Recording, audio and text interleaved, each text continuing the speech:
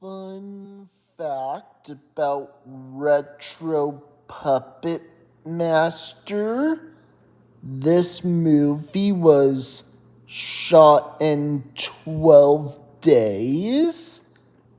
This movie, Retro Puppet Master, is now 24 years old since 1999.